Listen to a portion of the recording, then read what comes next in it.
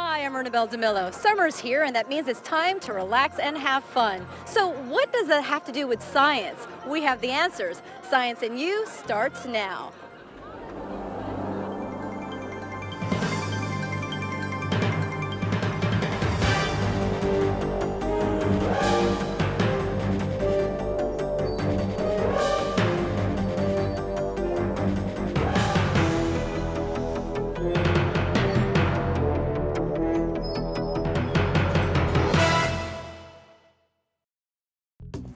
I'm Mike Gilliam. Nothing says summer fun like a day at Yankee Stadium or any ballpark. But if you can't come to the game, maybe the game can come to you through science and technology. I'll show you exactly what I mean in just a minute on Science and You. Hi, I'm Ernabel Demillo. What do the Space Shuttle Enterprise and Angry Birds have in common? I'll have the answers coming up on Science and You. I'm Greenberg. Some kids found a whole new way to measure their fun in the sun. A look ahead at the most unusual summer camp coming up on Science and You. I'm Anne Riddell. We're at City Splash, where some of our potential future scientists are getting wet and learning about the world around them. So wait on in with us. That's ahead on Science and You. Hey, this is Beth Kovetz on Long Beach. Today we're going to look at the synergy of science and surfing. Ahead on Science and You. I'm Donna Hanover. Kids are using this item in New York to design playgrounds that are super fun and super green. It's called Sewer in a Suitcase. That's ahead on Science and You. Hi, I'm Tinabeth Pina. Rockin' with science. We'll explain ahead on Science and You. I'm Mike Gilliam for Science and You. iPads, smartphones, and computers. A lot of people use them for social networking, but more and more baseball fans are using them to get highlights from places like Yankee Stadium. Now, they originate here, but they go through a nerve center down in Chelsea. It's called MLB.com. Let's go inside and take a look. The highlights may originate in the ballparks, but every single one of them, in fact, every single pitch, ends up here at MLB.com, routed through a master control room that looks like something from NASA. It starts with the pitch. Everything is triggered off the event, and we're trying to tell the story of what happens on the field. So as each pitch is thrown, the Pitch FX cameras record the pitch in real time, calculate the trajectory, the velocity, the location of the pitch, and so forth. The science and technology boggles the mind. As many as 9 people work to make sure every piece of information from every single ballpark gets into the database. During baseball season, MLB.com creates an astounding 22,000 video files a day. Roger Williams is Vice President of Media Operations. This is the Transmission Operations Center here at MLBcom. And in this room, we essentially capture all the inbound feeds and manage all the traffic that goes out and distributes to the world. So this is pretty much the nerve center of all of our media acquisition for our entire company. And for pretty much on a yearly basis, there's about 18,000 live events that we capture a year, which is more than pretty much anybody else in the digital space. Would this have been possible 20 years ago? No, it would not. You certainly would have the master control facility of the means of acquiring feeds, but the means to distribute from this kind of scale was unthinkable. And they've been streaming on this scale for 10 years. The company has grown so that it is now considered one of the largest IT startups in the world. It is highly reliant on software and automation, and nothing is outsourced. Our system is built to scale, so whether it's 1 game or 15 games on a busy Friday night, we use the same technology in every ballpark for every pitch and every event. So basically, it's just repeating the same process over and over and over, and then just a really big database to store everything when the game is over. How big? Oh, wow, millions of rows. I'd have to get out a calculator to figure it out. MLB.com offers a number of different features to enhance the fan experience, including Scout, that crunches statistics to determine if a pitcher has lost his effectiveness, and Pitch FX, which analyzes pitches to see what is really happening to the baseball on the way to the plate. We have 40 images for each pitch. Multiply that by almost 300 pitches per game, 700,000 pitches per season. So it adds up to a massive amount of data, but that's what enables us to earn a much greater understanding of what happens with each pitch. So what does the future hold for MLB.com? In addition to being able to track the pitch, which we do now, we'll be able to track every moving object on the field, all 9 fielders in real time, all the base runners, including the batter, the ball itself as it's hit into play, even the umpires, and try and understand how these things relate to each other. All said and done, you're going to have multiple devices, whether it's your flat screen at home, whether it's your computer, whether it's your iPad, Android, what have you. I think it's all going to be fairly conjoined to where it's going to be a similar portable experience, but at the same time, it can be a simultaneous experience. Ultimately, it all boils down to what the players do on the field. We're just trying to record more information about that so we can understand the game a little bit better. So, in the future, look for science to continue to contribute to sports and entertainment in ways that we can't even imagine. I'm Mike Gilliam for Science and You. Hi, I'm Ernabel Demillo on board the intrepid Sea, Air, and Space Museum, the new home of the Space Shuttle Enterprise. It is now open to the public, and NASA is hoping that the shuttle will spark renewed interest in space science. Oh, what a sight. 150,000 pounds of flying machine. For the first time, the public gets an up-close view of the Space Shuttle Enterprise, from its nose to its underbelly. Today, we turn Enterprise over to the intrepid Sea, Air, and Space Museum with great expectation that, as we have always done, NASA will inspire the young people of today and tomorrow to dream of space, to dream of uncovering secrets of the universe, and to take steps to pursue the careers that will make them the exploration leaders of tomorrow. One of those aspiring young scientists is Samantha Wong, who was chosen to speak at the pavilion's inauguration. For the 15-year-old from Queens, it was a thrill of a lifetime. So what has the experience been like for you so far? Mind-blowing. How many 15-year-olds get to make a speech and get to be under a space shuttle and get to be interviewed? It's just so much. I feel like I'm dreaming. Enterprise was the first shuttle built by NASA, and while it officially did not fly into space, it did pave the way for future space flights. The original crew members were on hand at the ribbon-cutting ceremony.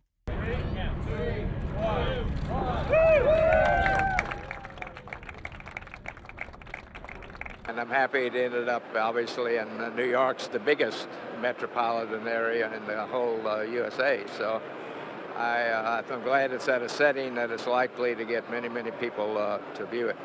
NASA's shuttle program was retired in 2011, and the remaining shuttles are now at museums around the country. And although the program has ended, the study of space has not. NASA hopes to keep young people interested with exhibits like this one, and with the help of some famous angry birds. And who better to demonstrate than astronaut Don Pettit, stationed inside the International Space Station, 240 miles from Earth. I want to do some physics demonstrations that involve some of the things you might see in the Angry Birds game. NASA has partnered with game maker Rovio. The popular birds are now dueling pigs in space, and users are getting a lesson in microgravity. Astronauts have to worry about these things because if you're in a rocket and say you're trying to get from one orbit and rendezvous a space station, you end up going in curved trajectories, and you need to know how to fire your rocket engines so that you can go from where you are to where you want to be. So what do some of the toughest critics think, including my 9-year-old daughter? So tell me, what do you guys think about Angry Birds in Space? It's awesome. What are you learning about gravity when you're playing Angry Birds in Space? That it's like very powerful and strong, and I never realized. Does it make this game much harder than the original? Yeah. So with games like Angry Birds and the Space Shuttle here in New York, this may be the answer to finding the next generation of space scientists. I'm Ernabel Demillo for Science and You. I'm Grant Greenberg for Science and You. When you think about summer camp for your child, you think about geometry and algebra. Well, for some kids, there would be little else. And for them, the ideal summer camp is a place where the science of math is practically a competitive sport.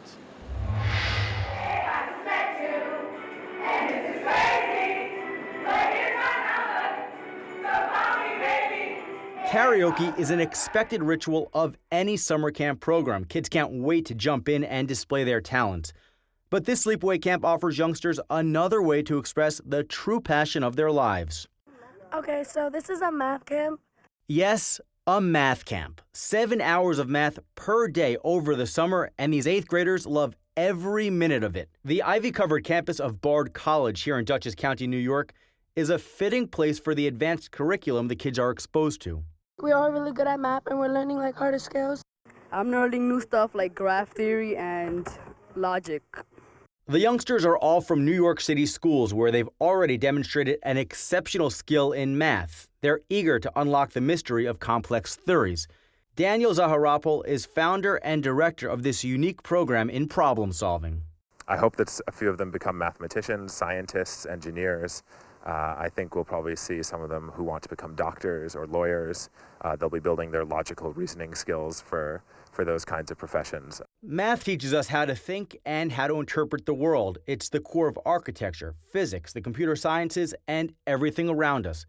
Camp counselors will tell you these kids get that. They're excited to know that they're doing college-level stuff, that they're not just limited, and just to know that they can go out knowing more math than their parents and their teachers, that really excites them and gets them motivated. You know that feeling you get when you answer a problem and it's like really hard, and then you just answer it, and then you get that good feeling? Yeah, I love that feeling. They're all so different qualities, different talents, different personalities. They breathe life into the program. They have such energy. And they have such drive. And when you tell them, this is the pathway towards really tremendous success, they are completely devoted to it. So for these kids, summer camp is summer school, a few weeks of head-scratching problem solving, and they head back to their world smarter, more focused on their future, and back to being just kids again. The Math Summer Camp is funded by the Art of Problem Solving Foundation. To learn how your child might qualify, you can visit theartofproblemsolving.org. I'm Grant Greenberg for Science and You. I'm Anne Riddell. Welcome to City Splash, where summer in our urban landscape takes on new meaning. Kids here are learning about the world around them with a big dose of watery fun. Take a look. Summer in the city, a canyon of concrete, but not down here. Nestled on Manhattan's Upper West Side is an oasis of cool fun. This is City Splash at the Children's Museum of Manhattan, where water is the main event. It's a kid's paradise. Boats, waterfalls, buckets, even fishing. But underneath the fun is a lesson on one of our most vital resources. The thing I like about it the most is that it's hands-on, which especially for her age, I feel that she's learning through experience rather than just learning through watching something about water or reading something about water. She gets to touch it and splash it and move it around and see the different things that it can do. Kids learn about the water cycle, evaporation, currents, what it means to sink and what it means to float. And as it turns out, water is a great way to demonstrate cause and effect, a simple but important concept. We have the water wheel downstairs, and it's pretty interesting. When the kids find out they can step on it and pump it, and the cause and effect which the water comes out and helps it turn, they find it amazing. And now they pump it faster to see if it goes faster and it goes slower, and they try to hold it. So everything has a reaction. Yes, it's a cool splash on a warm day, but even the kids will tell you it's more than that, too. Like you're learning but still playing at the same time. Is that a good way to learn stuff, you think? Part of the idea here, teaching kids that not only is learning everywhere, it's fun. And sometimes a little wet, too. I'm Anne Riddell for Science and You. Beth Kovetz for Science and You here on Long Beach to talk about the science of surfing. Surfers may be laid back about how they spend their day, but make no mistake about it. You gotta be smart and you gotta use some science. I visited with a surfer and a surfing scientist to get the lowdown on New York City's surfing secrets. A lot of places, especially on the East Coast, because of the way the sandbars break, at high tide it's breaking right on shore. That is not indicative of a good surfing break. A very good example of a surfing break would be someplace where you have a reef. In the tropical islands where we have the best surfing waves in the world, we have coral reefs. Those reefs intercept the wave energy at an angle, and it helps that wave break and roll across the reef. And that's something surfers really like because the length of the ride is very important. So the more rolling, the more riding. Or of course when it gets big, it hits deep water, it hits the reef, it shoots up. That's where you get big pipeline waves. Pipeline is a very specific name given to a very specific surf break in Hawaii. And that's because the wave there, when it breaks, it's so shallow over the reef that it always breaks as a tube. Basically, the wave crest is thrown out in front of the wave, and it creates this really big hollow tube. So the surfer actually gets covered by the wave, and that's why it's called a pipe. We do get them in this region of the New York metropolitan area, and we get those waves typically during hurricane season. When we have hurricanes moving up the coast, we can get those conditions. But it's very rare and it's very short-lived. Waves will break very differently depending on the bottom that they interact with. So if we have a very broad, shallow seabed with a little bit of a slope, those waves will move and they'll lose energy as they move towards the coast, and they kind of spill over. They dissipate their energy very slowly. If we have a very steep shoreline, like the west coast of the United States, well, all that energy hasn't been lost as it gets to the coast. So those waves give up all their energy at once, so they break higher and faster. For how complex we think waves are, they behave very, what we call linearly. You can solve them easily. Are you saying that there's a mathematical formula to make a wave break? It's a very simple formula, as a matter of fact. A wave will break when it reaches a water depth of 2/3 its height. So the equation is simply breaking height, h, is equal to 0.78 times the water depth. And that'll give you the size of the wave that you can get. What makes Long Beach a particularly good place to surf? Long Beach sits close enough to the Hudson Canyon, which is the underwater valley that the Hudson River used to flow through. So it's very deep water. So the waves moving up the canyon move very fast, and when they get to Long Beach, they're bigger usually, and they break longer. So it's kind of in the perfect spot for surfing. Well, most of the geography in what we call the New York Bight, the New York, New Jersey area offshore, is pretty flat and shallow. But because the Hudson Canyon comes into New York Harbor, the closer you get to New York Harbor, the quicker that slope drops off to really deep water. So it's pretty complex, and we get some really strange wave movements in there. Tom, as a surfer, what do you look for when you head out for the day? Not a lot of people. That's what I typically look for. And as a scientist, do you have any secrets for surfers that they should know about? Secrets? Get up early. Thanks so much for talking to us. This has been Beth Kovetz for Science and You. I'm Donna Hanover. This playground at Junior High School 157 in Rego Park, Queens is pretty bare bones. That's about to change. This school is one of several in Queens and Brooklyn that are getting new playgrounds to be designed by the kids with a focus on improving water quality for all of us. They're working with the Trust for Public Land, which has helped build more than 200 playgrounds in New York City, often asking the community about ideas for everything from benches to tracks, sport fields to gardens. I feel psyched and I feel stoked about it because it's a once-in-a-lifetime opportunity, and I need to do this for not only for me, but for the next people, for at least 100, maybe more years, for all the people that come. The Trust for Public Land has always encouraged young playground designers to think green, but now there is a storm-related effort. In 2011, it rained more in New York City than it ever has. It was a record-breaking year for rainfall. And so that's something that really made us think, how can we make sure that the schoolyards that we're designing, how can we make them better for the environment? So Joan Keener brought the sewer in a suitcase to the 6th grade. It's modeled on a city block. This stuff here is going to represent the pollution that goes into the waterway, right? So we use the water and then it gets rid of, so I brush your teeth, took a shower. What about, is there any dirt on the streets? Yeah. Yeah? People litter on the street. So maybe some litter. And if it rains, where does that go? Where does it go if it rains? Right, it goes down into the pipes, right? So I'm going to pour a little rain, and let's see if it still cleans it.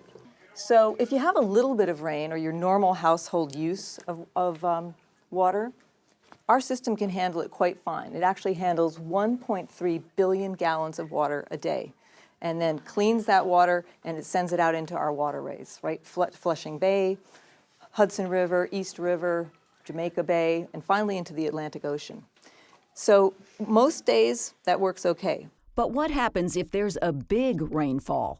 If there's too much rain coming down through this system and through the systems from homes and buildings, it overflows the treatment plants. There's not enough room in the treatment plants, and it gets diverted directly into our waterways without first getting filtered.